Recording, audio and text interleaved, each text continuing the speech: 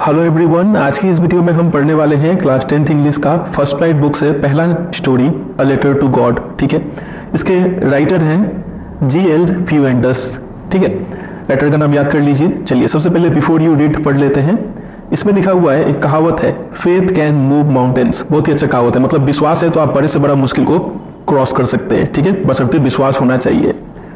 लेकिन सवाल ये खड़ा होता है कि हम विश्वास किस पे करें, हमारा विश्वास सही भी है कि नहीं। तो यही इस स्टोरी का मेन थीम है। ठीक है, इस स्टोरी में होता क्या है कि एक लेंजो नाम का एक फार्मर रहता है जो एक लेटर लिखता है गॉड को। ठीक है, जब उसका क्रॉप बर्बाद हो जाता है तब, और उस लेटर में बोलता है गॉड से कि मुझे 100 पेसोस दे दीजिए। पेसोस करेंसी है लैटिन अमेरिकन कंट्रीज का। लैटिन अमेरिकन मेनली जो साउथ अमेरिकन कंट्रीज है, जैसे कि अर्जेंटीना, चिली, मेक्सिको, ऐसे कंट्रीज का करेंसी है। अब इस स्टोरी में खासकर से कौन सा स्टोरी को टारगेट किया गया है वो पता नहीं चल रहा है। ठीक है, बस आप इतना समझ लीजिए कि पेसोस करेंसी है। तो वो इस लेटर में, जैसे इंडिया में रुपीज होता है ना, वैसे ये पेसोस है। ठीक है, इन सब कंट्रीज का, लैटिन अमेरिकन कंट्रीज का। तो वो इस लेटर में गॉड से 100 पेसोस मांगता है।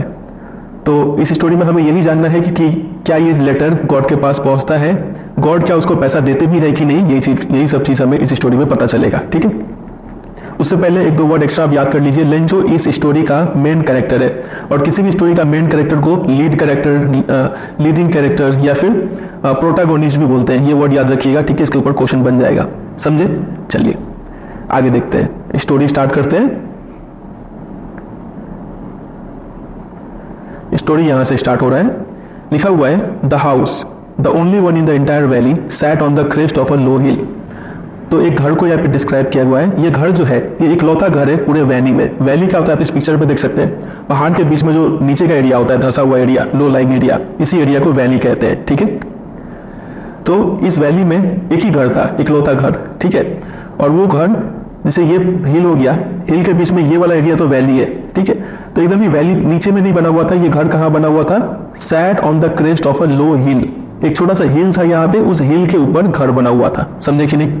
चलिए ये बात याद रखिएगा, ये इकलौता घर है, द ओनली हाउस। ठीक है, तो ये हाउस एक छोटे से हिल के क्रेस्ट यानी टॉप ऑफ अ हिल, उस हिल के टॉप में था। तो थोड़ा हाइट था इस घर का। तो from this height one could see the river. इस हाइट से रिवर इजिली दिख जाता था। Plus the field of ripe corn dotted with flowers that always promised a good harvest. River दिखता था सबसे पहले, और दूसरा चीज क्या दिखता था, the field of ripe corn. जो खेत है, मैदान है जिसमें कॉर्न यानी मकई बोया गया था, वो दिखता था, वो फील्ड। और उस फील्ड में जो कॉर्न थे वो सभी पक चुके थे। और उस फील्ड कॉर्न्स के बीच में क्या दिखता था, डॉटेड विथ फ्लावर्स। यहाँ पे वाइल्ड फ्लावर्स को बोला गया है। ठीक है, बीच बीच में एक दो जंगली फूल भी दिखते थे। जंगली फूल दिखने का मतलब ये है कि वो जो लैंड है वो काफी ज्यादा फर्टाइल लैंड है। और फर्टाइल लैंड होने का मतलब ये अच्छा अंदेशा है, ये अच्छा इंडिकेशन है कि गुड हार्वेस्ट, अच्छा फसल होने वाला है। क्योंकि लैंड फर्टाइल होगा तो जंगली फ्लावर, चूंकि लैंड फर्टाइल है तो वाइल्ड फ्लावर्स वहाँ पे उगे हुए हैं, और वाइल्ड फ्लावर्स जब उग सकते हैं तो डेफिनेटली ये कॉर्न भी अच्छा फसल देगा। समझे यहाँ तक। चलिए फिर आगे देखिए। The only thing the earth needed was a downpour और एटलीस्ट अ शावर। अब यहाँ पे सिर्फ एक ही चीज का जरूरत था, लैंड तो ऑलरेडी फर्टाइल है, सिर्फ एक ही चीज का जरूरत था, वो था पानी। Was a downpour. डाउनपोर का मतलब होता है हैवी रेनफॉल, एक अच्छा सा बारिश हो जाए, या फिर अच्छा बारिश नहीं हो तो एटलीस्ट अ लिटिल शावर, हल्का फुल्का ही बारिश हो जाए तो ये फसल और भी अच्छा हो जाएगा। समझे कि नहीं। इस वर्ड को याद रखिएगा, डाउनपोर। एग्जाम में क्वेश्चन पूछता है। ऐसे ही एक मिलता जुलता वर्ड है ड्रिजलिंग, आप सुने भी होंगे, मालूम भी होगा। ड्रिजल का मतलब होता है लाइट रेनफॉल, हल्का फुल्का बारिश। लेकिन डाउनपोर का मतलब होता है मोटा मोटा बारिश होना। ठीक है, हैवी रेनफॉल होना। समझे। Through out the morning Lencho, अब यहाँ पे मेन कैरेक्टर को, प्रोटैगोनिस्ट को यहाँ पे इंट्रोड्यूस किया जा रहा है। इसका मतलब ये जो घर था वो घर किसका था, लेंचो का था। याद रखेंगे इस बात को। Who knew his fields intimately had done nothing else but see the sky towards the northeast। यहाँ पे लेंचो के बारे में बताया गया है। लेंचो जो है, Who knew his fields intimately, intimately मतलब क्लोजली, काफी अच्छे से अपने फील्ड यानी खेत को जानता था। मतलब ये एक फार्मर था लेंचो, प्लस काफी एक्सपीरियंस फार्मर था। इस बात से, इस लाइन से हमें यही पता चल रहा है। ठीक है, तो वो थ्रू आउट द मॉर्निंग, सुबह से लेंचो एक ही काम करे जा रहा था। वो काम क्या था, हैड डन नथिंग, कुछ नहीं कर रहा था, बट सी द स्काई, वो सिर्फ आसमान की तरफ देखे जा रहा था, टुवर्ड्स द नॉर्थ ईस्ट। हो सकता है जिस एरिया में लोग रहते हैं तो वो नॉर्थ ईस्ट दिशा से जो क्लाउड से वो आएंगे और फिर बारिश होगा। ठीक है, वो उसी दिशा में देख रहा था कि कब बादल आएगा और कब बरसेगा। बात तक समझे यहाँ तक। चलिए, और यहाँ पे लेंचो का दिख रहा है कि ये बारिश का इंतजार कर रहा है, मतलब यहाँ पे प्रॉब्लम क्या है, प्रॉब्लम है यहाँ पे सूखापन है, अभी ड्राउट है। समझे यहाँ तक? ये सब कीवर्ड्स है इसलिए यहाँ पे लिख के रखे हैं, आप भी लिख सकते हैं। और लिखने में अगर आलसी लग रहा है आपको तो ये पीडीएफ आपको दे देंगे डाउनलोड करने के लिए, वहां से ले लीजिएगा, ठीक है। चलिए, लेकिन अच्छा रहेगा कि आप भी अपने बुक में लिखे तो आपको लिखते लिखते भी कुछ अच्छा याद रहेगा। आगे देखिए, now we are really going to get some water women. तो लेंचो जो है वो अपने वाइफ को वुमेन करके बुलाता है, तो अपने वाइफ से बोलता है कि अब हमें सिर्फ क्या चाहिए, थोड़ा सा पानी चाहिए तो बहुत अच्छा होगा। The women who was preparing supper replied yes God willing. वो वुमेन मतलब लेंचो की वाइफ जो क्या कर रही थी, सपर प्रिपेयर कर रही थी, मतलब ये इवनिंग का टाइम है और ये लोग रात के खाने का प्रिपरेशन कर रहे हैं, ठीक है। तो उसकी वाइफ रिप्लाई करती है कि हाँ, जैसे भगवान की मर्जी, भगवान चाहेंगे तो जरूर बारिश होगा। The older boys were working in the field while the smaller ones were playing near the house until the woman called to them all, come for dinner. फिर इनके कुछ बच्चों का डिस्क्राइब किया गया है। तो जो बड़े बड़े बच्चे थे वो लोग अभी भी फील्ड में काम कर रहे थे। कौन सा फील्ड? कॉर्न फील्ड, याद रखिएगा, ठीक है। कॉर्न फील्ड में काम कर रहे थे, जबकि जो छोटे छोटे बच्चे थे वो खेल रहे थे तब तक, जब तक कि उनकी माँ ने उन सबको बुलाया कि चलो आ जाओ, खाना खा लो, ठीक है।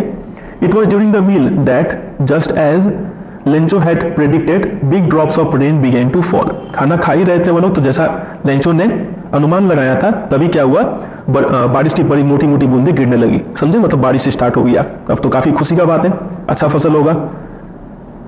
इन द नॉर्थ ईस्ट दिशा से क्या देखने को मिला? A huge mountain of clouds, मतलब बादल आ रहे थे, कुड बी सीन अप्रोचिंग, ठीक है। The air was fresh and sweet, काफी अच्छा हवा चल रहा था और काफी ये मीठा सेंट आ रहा था, ठीक है। मतलब मिट्टी पे जब, सूखा मिट्टी पे जब बारिश होता है तो वैसा जो सुगंध आता है वैसा ही स्मेल आ रहा था। The man went out for no other reason than to have the pleasure of feeling the rain on his body. Man यानी लेंचो है वो बाहर निकल गया, कोई काम से नहीं, बस इसलिए निकल गया कि वो बारिश की बूंदों को अपने बॉडी पे फील कर पाए। वो बारिश का मजा लेना चाहता था, इसलिए वो बाहर निकल गया। And when he returned he exclaimed, और जब वो वापस फिर घर में आया तो बोलता है, These aren't raindrops falling from the sky, they are the new coins। बोलता है कि ये बारिश की बूंदे नीचे नहीं गिर रही है, ये मानो ये बूंदे जो है वो क्या है, कॉइन्स है, ठीक है, पैसा गिर रहा है ऊपर से। The big drops are 10 cent pieces and little ones are 5। जो बड़ी बड़ी बूंदे हैं वो एक एक बूंद का कीमत है लगभग 10 सेंट, ठीक है, और जो छोटी छोटी बूंदे हैं उनका 5 सेंट मूल्य है। ऐसा वो कंपेयर करता है। तो यहाँ पे जो पोएटिक डिवाइस से बोलते हैं वो क्या है, मेटाफर है, ठीक है। यहाँ पे रेन ड्रॉप्स को कंपेयर किया गया है कॉइन्स के साथ डायरेक्टली, एज और लाइक का वर्ड, एज और लाइक जैसा वर्ड यूज नहीं किया गया है, ठीक है। इसके बारे में एक्चुअली आपको पोएम्स में बताएंगे, अभी आप इतना समझ के छोड़िए कि रेन ड्रॉप्स को कॉइन्स के साथ कंपेयर किया गया है डायरेक्टली। तो पोएटिक डिवाइस हो गया मेटाफर, ठीक है। जब भी कंपैरिजन करते हैं एज और लाइक जैसा वर्ड को यूज किए बिना, तो वहां पे पोएटिक डिवाइस मेटाफर होता है, ठीक है। तो बड़े ड्रॉप्स को 10 सेंट बताया गया है। अब वहां पे एक पैसों में 100 सेंटावोज होता है, तो उसी से अंदाजा लगा लीजिए कितने का वैल्यू होगा, ठीक है। ऐसा वो मेटामॉर्फ कंपैरिजन करके बोलता है। With a satisfied expression, he regarded the field of ripe corn with its flowers draped in a curtain of rain। काफी सेटिस्फाइड होके वो देख रहा था और अपने फील्ड को मतलब काफी इंप्रेसिव तरीके से देख रहा था। Ripe corn with its flowers, में फ्लावर्स से उनको भी देख रहा था। ड्रेप्ड मतलब होता है कवर्ड विद क्लोथ, ये सब वर्ड मीनिंग्स याद रखिएगा, ठीक है। अभी बताइए कैसा कैसा क्वेश्चन बनेगा। Draped in a curtain of rain, जो वो पूरा फील्ड जो बारिश से ढक चुका था उसको काफी वो सेटिस्फाइड तरीके से देख रहा है ये पूरा दृश्य को। लेकिन तभी कुछ चेंज होता है। अब चेंज क्या है देखिए। Suddenly a strong wind began to blow, तभी एक तेज हवा चलने लगता है। याद रखिएगा स्ट्रॉन्ग विंड, क्या चेंज होता है, स्ट्रॉन्ग विंड बहता है। एंड अलोंग विद रेन, बारिश के साथ साथ, अभी तक तो सिर्फ बारिश हो रहा था, अब बारिश के साथ साथ वेरी लार्ज हेल स्टोन्स, जो बर्फ होते हैं, ओले होते हैं, वो भी गिरने लगे नीचे, ठीक है। पहले सिर्फ बारिश था, अब विंड भी आ गया और हेल स्टोन्स भी आ गया। ये प्रॉब्लम का चीज है।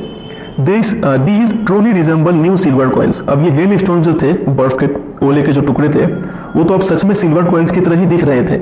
The boys exposing themselves to the rain ran out to collect the frozen pearls। और जो इनके बेटे थे वो खुद निकल जाते हैं बारिश में, किस लिए, कलेक्ट करने के लिए ये हेल स्टोन्स को, ठीक है। जो जमे हुए मोती है, ये हेल स्टोन्स को पर्ल्स के साथ कंपेयर किया गया है, ठीक है। उसको बर्फ इकट्ठा करने के लिए चले जाते हैं सब, समझे। It's really getting bad now exclaim the man. अब लेंचो का टेंशन बढ़ता जा रहा है, वो जाइए अब तो सिचुएशन बुरा हो गया। I hope it pass quickly, लेकिन वो अभी भी आशा नहीं छोड़ता है, वो उम्मीद करता है कि जल्दी से ये हेल स्टोन्स का जो है गिरना बंद हो जाए, ठीक है। लेकिन it did not pass quickly, ये बंद नहीं होता है। For an hour the hail rained on the house, the garden, the hillside, the cornfields, on the whole valley. 1 घंटे के लिए ये जो हेल है, ओले है, वो गिरे, घर पे भी गिरे, गार्डन पे गिरे, हिल साइड पे गिरे, कॉर्नफील्ड पे गिरे, हर जगह गिरे। द फील्ड वॉज वाइट, ये जो उनका कॉर्नफील्ड था वो पूरा वाइट हो गया, इतना हेल स्टोन्स गिरा। As it covered with salt, मानो ये पूरा जो फील्ड है वो सॉल्ट से कवर हो गया है। ठीक है, तो यहाँ पे देखिए, यहाँ पे फिर से हेल स्टोन्स को कंपेयर किया गया है सॉल्ट के साथ। ठीक है, और यहाँ पे एज वर्ड का यूज है, तो यहाँ पे पोएटिक डिवाइस बोलते हैं, सिमिली है। समझे, ये याद रखिएगा, इसके ऊपर क्वेश्चन बन जाता है। एग्जाम में ऐसा भी क्वेश्चन बना है कि यहाँ पे इसको सॉल्ट से ही क्यों कंपेयर किया गया है, सॉल्ट की जगह पे अगर शुगर से कंपेयर करते तो क्या हानि होता, ऐसा क्वेश्चन पूछते हैं एग्जाम में। तो लिखना पड़ेगा कि सॉल्ट जो है वो सही कंपैरिजन है यहाँ पे फील्ड के लिए, हेल स्टोन्स के लिए। ठीक है, क्योंकि सॉल्ट जो है पूरा व्हाइट होता है और ये ठीक मतलब दर्शाता है हेल स्टोन्स का नेचर को। ठीक है, अगर शुगर से कंपेयर करते हैं यहाँ पे राइटर, तो प्रॉब्लम ये था कि ज्यादा फोकस चला जाता है ऑडियंस का, क्योंकि शुगर क्या होता है, क्यूबिकल शेप का होता है, शेप और साइज का ज्यादा फोकस जाता है, जो कि यहाँ पे उतना रिलेवेंट नहीं है। यहाँ पे हमें कलर दिखाना था, इसलिए जो सॉल्ट से कंपेरिजन है वो ज्यादा अप्रोप्रिएट है। बात अगर समझ रहे हैं, ये सारा लिखा हुआ क्वेश्चन आंसर मिल जाएगा आपको मेरी वेबसाइट पे। ठीक है, आपको बता देंगे, अब आपसे भी इतना समझ के चलिए। ठीक है, चलिए आगे बढ़ते हैं। Not a leaf remained on the trees. The corn was totally destroyed. जो ट्रीज थे उनमें एक भी पत्ता नहीं बचा, क्योंकि ऊपर से जो ओले गिरे, बर्फ के टुकड़े जो गिरे, वो सब लीफ को डैमेज कर दिए। और जहां तक फील्ड का बात था, जिसमें कॉर्न्स लगे हुए थे, वो भी पूरा पूरी डिस्ट्रॉय हो चुका था। चलिए फिर आगे क्या हुआ। The flowers were born from the plants, जो प्लांट्स में फ्लावर्स लगे थे वो फूल भी टूट के नीचे गिर गए। Lencho's soul was filled with sadness, Lencho जो था वो पूरी दुखी हो गया, डिसअपॉइंटेड हो गया। When the storm had passed, जब ये तूफान गुजर गया, he stood in the middle of the field and said to his sons, वो फील्ड के बीचों बीच जाके खड़ा हो जाता है और अपने बेटों से कहता है कि a plague of locusts would have left more than this। देखिए, अगर लोकस्ट का भी झुंड आता है, अटैक करता है हमारे फील्ड में, तो इससे तो ज्यादा फसल बच जाता। ठीक है, मतलब वो इतना ज्यादा दुखी हो गया है। लोकस्ट समझते हैं, लोकस्ट को टिड्डी बोलते हैं। मतलब जो स्टूडेंट राजस्थान हरियाणा के होंगे उनको शायद पता होगा, एक टाइप का ग्रास ऊपर होता है, ये आता है और पूरा फसल को, कॉर्न के फील्ड को डैमेज कर देता है, सब खा लेता है। ठीक है, तो देखिए अगर ये कीड़ा भी आता और हमारे फसल को डैमेज करना चाहता तो इतना डैमेज नहीं करता जितना कि ये हेल स्टोन, ये स्टॉर्म ने किया है। समझ रहे? तो यहाँ पे लेंचो का फीलिंग के ऊपर क्वेश्चन बनता है, लेंचो अभी कैसा फील कर रहा है। तो यहाँ पे बता ही दिया गया है, काफी वो सैडनेस से भरा हुआ है, काफी वो सैड है। तो इसके लिए अलग अलग वर्ड भी याद रखिए, क्योंकि आप सिर्फ सैड लिख के आएंगे तो काफी हल्का आंसर माना जाएगा आपका। थोड़ा एक स्टैंडर्ड होना चाहिए, आप क्लास 10 में है तो आप ऐसा वर्ड यूज कीजिएगा। काफी डिस्पेयर है इसमें, होपलेसनेस है, उम्मीद छोड़ दिया अब ये, रेजिग्नेशन मतलब अब ये हार मान चुका है, पूरी गिव अप कर दिया है, ये सब उसका कुछ फीलिंग्स है। ये सब कीवर्ड्स है, जब आप सेंटेंस फ्रेम करेंगे तो ये सब वर्ड को यूज करेंगे। कैसे आंसर लिखना है वो पूरा आपको वेबसाइट पे मिल जाएगा। अभी आप सिर्फ इतना ही याद करके चलेंगे तो काफी इजी रहेगा आपके लिए। ठीक है, चलिए। और इतना डिटेल में हम पढ़ा रहे हैं, आपको अच्छा भी लग रहा होगा। ये सब पढ़ के आप मतलब एक बार आप इसको ध्यान से पढ़ लीजिए, फिर आपको इसके ऊपर और कोई वीडियो देखने का जरूरत नहीं पड़ेगा। समझ रहे हैं? आप वो 5-10 मिनट वाला एनिमेशन वाला वीडियो देखेंगे, स्टोरी तो समझ में आ जाएगा, लेकिन जब आप क्वेश्चन अटेम्प्ट करेंगे तो आप कुछ भी सॉल्व नहीं कर पाएंगे, कोई क्वालिटी नहीं रहेगा आप में। ठीक है, तो थोड़ा टाइम दीजिए, एक बार मेहनत कीजिए, हमेशा के लिए हो जाएगा। आगे देखते हैं। तो यहाँ पे ये जो लेंचो बोलता है कि अगर लोकस्ट लगता है तो भी इतना डैमेज नहीं करता, तो इस यहाँ पे भी एक पोएटिक डिवाइस है जिसको बोलता है हाइपरबोली। यहाँ पे हाइपरबोली का पोएट यूज कर रहे हैं, बस समझ कर रख दीजिए, उतना इंपॉर्टेंट है नहीं है। आगे देखते हैं। The hell has left nothing, ये जो ओलावृष्टि जो हुआ है इससे तो कुछ भी नहीं बचा हमारे फील्ड में। लेंचो ये सब अपने सन से कहता है। This year we will have no corn, इस साल हमारे पास एक भी कॉर्न नहीं रहेगा। That night was sorrowful one, वो रात काफी दुखी भरा रात रहा। All our work for nothing, सब आपस में बात कर रहे हैं कि हमारा सारा मेहनत बर्बाद हो गया। There's no one who can help us, हमारा कोई मदद नहीं कर सकता है। We will go hungry this year, इस साल हमें भूखे रहना पड़ेगा। समझे? चलिए, यहाँ पे कुछ क्वेश्चंस हैं जो ऊपर हम अंडरलाइन किए हैं, वही इसका आंसर हो जाएगा। आगे बढ़ते हैं। But in the hearts of all who lived in that solitary house in the middle of the valley there was a single hope, help from God. तो यहाँ पे एक बात जो कहा गया था कि हमारा कोई मदद नहीं करेगा, भले ही वो लोग मुंह पे तो ऐसा कह रहे हैं, लेकिन सबके मन में जो उस घर में रहता था, कौन सा घर? सॉलिटरी घर। सॉलिटरी मतलब अकेला। याद है अभी बताए थे स्टार्टिंग में कि उस वैली में एक ही घर था, ये लेंचो का घर। ठीक है, तो उस घर में जितने भी रहने वाले लोग थे, सभी के दिल में कहीं ना कहीं एक विश्वास था, एक होप था। वो होप क्या था? अब भगवान ही कुछ कर सकते हैं, हेल्प फ्रॉम गॉड। और इस स्टोरी का नाम भी आप जान रहे हैं, लेटर टू गॉड। ठीक है, देखते आगे क्या होता है। वाइफ बोलती है, लेंचो की वाइफ बोलती है कि don't be so upset even though this seems like a total loss, remember no one dies of hunger. देखिए आप इतना उदास मत होइए, भले ही हमें ये दिख रहा है कि पूरा हमारा फसल बर्बाद हो गया, लेकिन एक बात आप याद रखिए कि कोई भी भूख के कारण नहीं मरा है, ऊपर वाला है वो कुछ ना कुछ जरूर रास्ता खुद दिखाएगा। तो इस पे लेंचो कहता है दैट्स व्हाट दे से, हाँ यही तो लोग कहते हैं, no one dies of hunger, भूख से कोई मरता नहीं है, लेकिन देखे अब हमारा हाल क्या होगा। All through the night Lencho thought only of his one hope, पूरा रात लेंचो सिर्फ इसी बारे में सोचता रहा, एक ही उम्मीद के बारे में, भगवान ही कुछ कर सकते हैं, द हेल्प ऑफ गॉड, ठीक है। Whose eyes as he had been instructed see nothing even see everything even what is deep in one's conscience. तो लेंचो पूरा रात भगवान के बारे में सोचता रहा, वो उसे कहा गया था, यहाँ पे लिखा है as he had been instructed, जैसा उसे सुनाया गया था, जैसा लोग कहते थे, जैसा वहां पे बिलीफ था उस रीजन में कि भगवान की जो आंखें हैं, हुज आईज सी एवरीथिंग, भगवान हर किसी को दिखता है, even what is deep in one's conscience, यहाँ तक कि इंसान के मन में वो इंसान अंदर ही अंदर क्या सोच रहा है, कितना सही कितना गलत, ठीक है। कॉन्साइज का मीनिंग होता है inner sense of right and wrong, हर इंसान के अंदर क्या चल रहा है वो भी भगवान को दिखता है। तो हमारा फसल डैमेज हुआ ये भी भगवान को दिखेगा, हमारे साथ गलत हुआ ये भी दिखेगा, तो भगवान जरूर हमारा हेल्प करेंगे, ठीक है।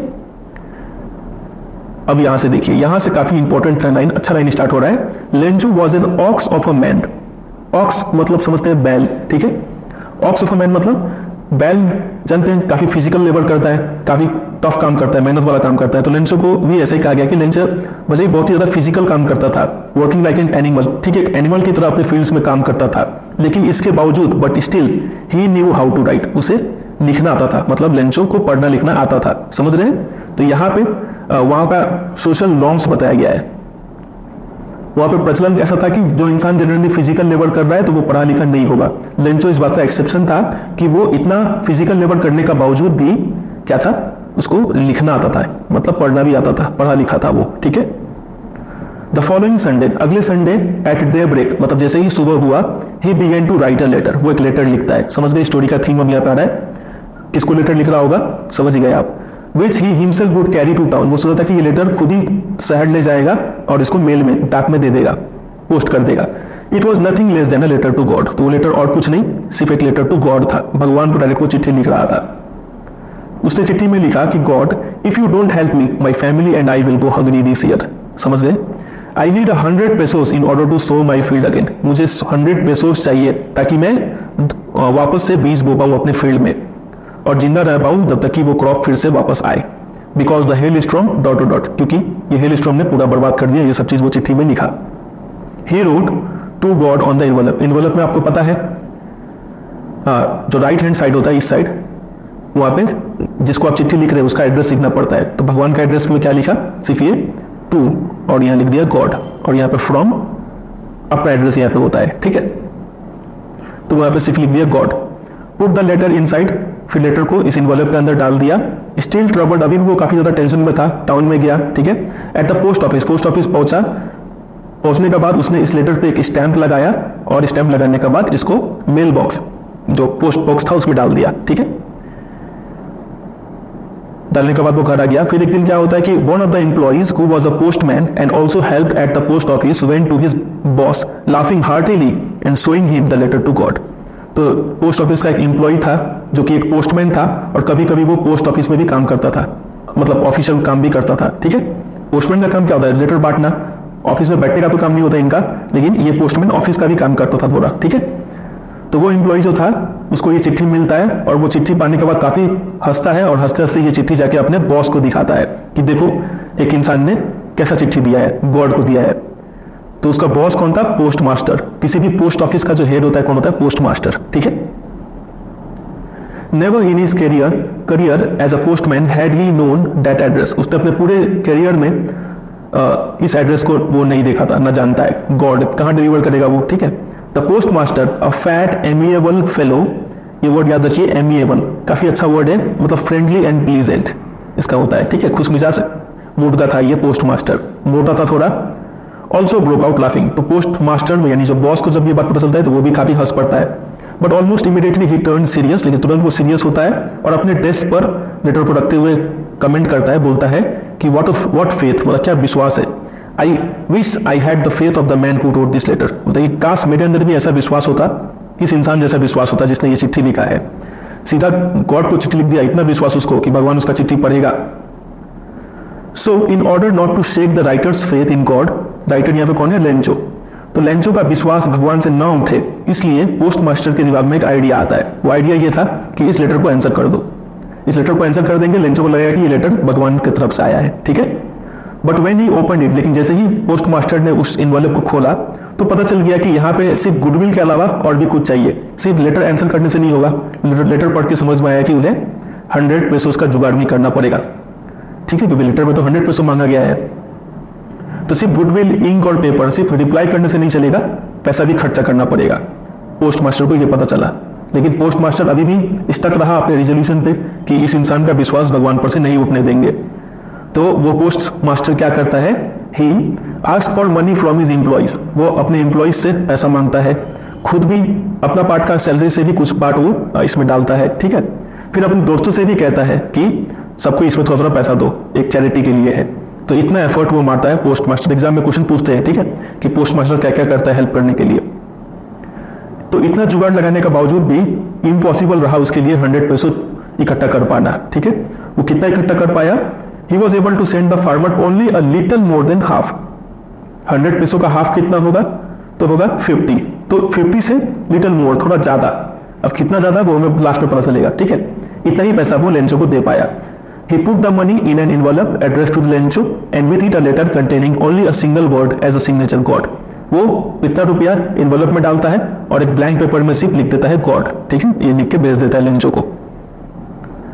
The following Sunday Lencho came a bit earlier than usual to ask if there was a letter for him. अगले संडे वापस लेंचो आता है टाउन में पोस्ट ऑफिस में और पूछता है कि क्या उसके लिए कोई चिट्ठी आया है। It was the postman himself who handed the letter to him, while the postmaster, experiencing the contentment of a man who has performed a good deed, looked on from his office. देखिए, वो postman खुद अपने हाथों से वो चिट्ठी को Lencho को दे देता है। पोस्टमास्टर अपने कैबिन से ही बैठ के, ठीक है, काफी पोस्टमास्टर कैसा फील कर रहा था? काफी कंटेंटमेंट यानी सेटिस्फेक्शन फील कर रहा था कि चलो एक गरीब का आज हम हेल्प कर रहे हैं, ठीक है। तो वो कहीं से छिप के देख रहा था कि लेंचो का रिएक्शन क्या रहता है इस पे। Look on from his office, ठीक है, ऑफिस में बैठ के देख रहा था लेंचो। तो लेंचो को जब इन्वॉल्व मिलता है, वो इन्वॉल्व खोल के देखता है, कुछ पेसोस उसे मिलता है। तो Lencho showed not the slightest surprise on seeing the money. Lencho का देखिए कैसे रिएक्ट करता है वो एकदम ही सरप्राइज नहीं हुआ कि उसे कुछ पैसा मिल चुका है, ठीक है। क्योंकि देखिए, आपको अगर अचानक से आप भगवान को चिट्ठी लिखे और आपको बदले में चिट्ठी में कुछ पैसा डाल के मिल जाए तो आपका रिएक्शन कैसा होगा? आप तो काफी सरप्राइज हो जाएंगे ना, ये अरे पैसा आया कैसे? अगर ऐसे पैसा आ सकते हैं तो हम बार बार चिट्ठी डाल के ही पैसा मांगेंगे, कुछ काम करने का जरूरत है नहीं, है कि नहीं। लेकिन लेंचो इसके ठीक ऑपोजिट बिहेव करता है, वो एकदम ही सरप्राइज नहीं होता है, ठीक है। इतना उसका कॉन्फिडेंस था, इतना उसका बिलीव था, या फिर बोल सकते हैं फेथ था गॉड पे। मतलब उसको मालूम ही था कि गॉड तो रिप्लाई करेंगे ही और उसको पैसा देंगे ही। तो उसको जब ये पैसा मिला 50 पेसों से थोड़ा लिटिल मोर, तो वो एकदम ही सरप्राइज नहीं हुआ, बोला कि चलो ठीक है बस इतना तो आया। बट ही बिकेम एंग्री, खुश होने का बजाय वो लेंचो गुस्सा हो गया। When he counted the money, जब वो पैसा गिना तो काफी गुस्सा हो गया कि अरे इसमें तो 100 पेसो नहीं है। समझ रहे हैं? वो ये सोचता है कि God could not have made a mistake, मतलब कि भगवान तो गलती कर नहीं सकते हैं। Nor could he have denied Lencho what he had requested, भगवान गलती नहीं कर सकते हैं, प्लस भगवान उसका रिक्वेस्ट को डिनाई भी नहीं कर सकते। मतलब उसने 100 पेसो मांगा है तो पक्का भगवान ने 100 पेसो दिया होगा। समझ रहे बात है क्या? नहीं, 100 पेसो दिया होगा मतलब उसे अभी कम मिला है, 50 पेसो से कुछ ज्यादा मिला है। तो 20 का पैसा कौन ले लिया? वो ये सोच रहा है कि कहीं ये पोस्ट ऑफिस के एम्प्लॉय यहाँ पे कुछ गड़बड़ कर दिए हैं, ठीक है, ये लोग आपस में कुछ पैसा चुरा लिए हैं और मुझे कम दे रहे हैं। तभी लेंचो क्या करता है? Immediately went up to the window to ask for paper and ink, तुरंत खिड़की पे जाता है, काउंटर पे जाता है, पेपर और इंक मांगता है। On the public writing table वो एक चिट्ठी लिखता है with much wrinkling of his bro, ठीक है, मतलब काफी गुस्से में वो चिट्ठी लिखता है। Caused by the effort he had to make to express his ideas, वो अपने आइडिया को, फीलिंग को एक्सप्रेस करने के लिए जितना एफर्ट मार रहा है उसके कारण जो गुस्सा वाला एक्सप्रेशन है वो आ गया उसके फेस पे, ठीक है। When he finished, जब उसने चिट्ठी लिखना खत्म कर लिया, he went to the window to buy a stamp, फिर से वो एक स्टैम्प खरीदता है, फिर वो स्टैम्प को चाटता है, क्योंकि स्टैम्प में पहले से गम होता है, ठीक है। जब आप उसको भिगा देते हैं या फिर थूक से ही गीला कर देते हैं तो वो गम एक्टिवेट हो जाता है, उसको ऐसे ही चिपका सकते हैं, अलग से कोई गम नहीं चाहिए, ठीक है। And then affixed to the envelope, वो स्टैम्प को एनवलप पे चिपका देता है with a blow of his fist, एक मुक्का मार के, ठीक है, और फिर उसको दे देता है, पोस्ट कर देता है। The moment the letter fell into the mail box the post master went to open it. जैसे ही वो चिट्ठी मेल बॉक्स में जाता है, जो पोस्ट मास्टर है बॉस, वो उस चिट्ठी को जाके खोलते हैं और पढ़ते हैं। तो उनका मन में तो क्यूरियोसिटी है कि लेंचो क्या लिखा, आप देखें। तो उसकी चिट्ठी में लिखा हुआ था कि God of the money that I asked for only 70 pesos reached me. लेकिन भगवान, मैंने आपसे जितना पैसा मांगा था उसमें से सिर्फ 70 पेसोस ही मुझे मिला है, ठीक है। सेंड मी द रेस्ट, और मुझे बचा हुआ कितना बचा हुआ है, 30 पेसो आप मुझे वापस भेजिए। I need it very much, क्योंकि वो पैसा का बहुत जरूरत है मुझे। But don't send it to me through the mail, और रिक्वेस्ट करता है गॉड से कि इस बार आप ये 30 पेसो इस चिट्ठी के थ्रू, मेल के थ्रू मत भेजिएगा। क्यों? क्योंकि because the post office employees are a bunch of crooks Lencho. तो देखिए वो चिट्ठी में लिखता है कि आप ये 30 पेसो मेल से मत भेजिएगा, क्योंकि ये पोस्ट ऑफिस के जो एम्प्लॉय है एक नंबर के धोखेबाज हैं, चालबाज है, ये लोग पैसा चुरा लेते हैं, कुछ और तरीके से भेजिएगा। इतना करके चिट्ठी एंड कर देता है। तो मतलब ये लाइन पढ़ के तो सीधा सीधा समझ में आता है, हम लोग के लैंग्वेज में हम लोग क्या बोलेंगे कि आजकल भलाई का जमाना नहीं रहा है कि नहीं। एक सोचिए, अब इस पे ये सब पढ़ के पोस्ट मास्टर को, पोस्ट ऑफिस के बाकी एम्प्लॉय जो पोस्टमैन है, उनको क्या फील हुआ होगा। एक तो इतना मेहनत से उन्होंने 70 पैसे जुगाड़ करके दिया, ऊपर से लेंचो क्या किया, इन्हें ही चोर समझ रहे हैं। वो फिर भगवान को चिट्ठी लिखा कि 30 पैसों भेजिए, लेकिन पोस्ट के थ्रू नहीं, मेल के थ्रू नहीं, किसी और तरीके से भेजिए। तो ये बात है, समझे? अच्छा लगा ये स्टोरी। चलिए, तो यहाँ पे ये क्या है, आयरनी है। पोएटिक डिवाइस बोलता है आयरनी। यहाँ पे लेंचो जिसको गलत समझ रहा है, असल में वही सही है, ठीक है। लेकिन क्या ही कर सकते हैं, लेंचो का फेथ ही इतना है गॉड पे कि उसे ये सब विश्वास ही नहीं हो रहा है। मतलब वो अब गॉड को ही सही मान रहा है और ये सबको गलत मान रहा है, ठीक है।